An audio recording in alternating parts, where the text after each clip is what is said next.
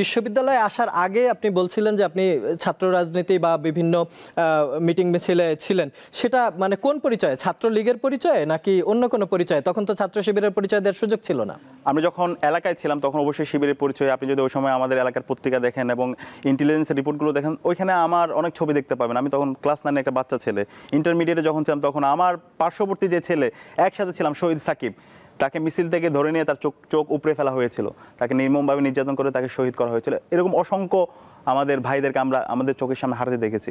ক্যাম্পাসে যখন এসেছি, ক্যাম্পাসে সেই অবস্থা আপনাদের জানা থাকার কথা। ক্যাম্পাসে তখন ছাত্রলীগের সন্ত্রাসীরা জোরপূর্বক যাকে পেয়েছে তাকে নির্মমভাবে নির্যাতন করেছে যদি প্রোগ্রামে না যাই।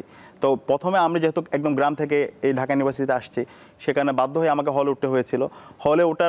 যখন ফার্স্ট ইয়ার একটা ছেলে উঠে, সবাইকে জোরপূর্বক ছাত্রলীগের সন্ত্রাসীরা তাদের প্রোগ্রামগুলোতে নিয়ে যায়। প্রোগ্রামে যদি না যায় তাকে নির্মমভাবে নির্যাতন করা হয়। তো আমাকেও প্রথমে এসে কয়েকটা প্রোগ্রাম এরকম যেতে হয়েছে। পরবর্তীতে আমি হল ছেড়ে চলে আসি। ফার্স্ট ইয়ারের কিছুদিন থেকে আমি হল ছেড়ে চলে আসি। এরপর ফার্স্ট সেমিস্টার আমি ডিপার্টমেন্টে ফার্স্ট হই।